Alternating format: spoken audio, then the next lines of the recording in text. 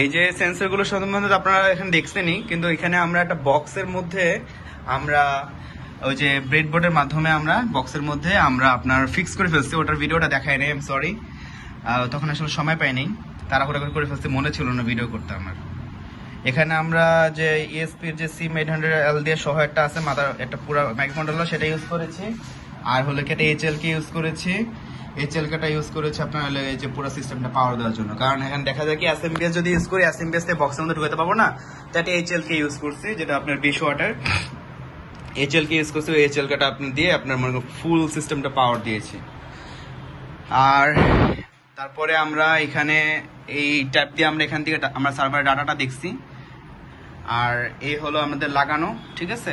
এই দেখেন ডাটাগুলো আসতেছে, আমি এক এক করে প্রতিটা ডাটা চেঞ্জ করে দেখাচ্ছি। হ্যাঁ, প্রথমে এখানে ডিস্টেন্স, তো এই দেখেন ডিস্টেন্সে আমি ডাটাটা আপনার দেখাচ্ছি। দাঁড়ান,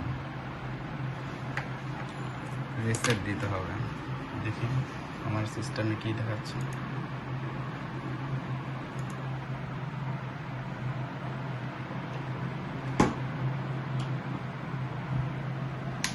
অফ করে দিলাম।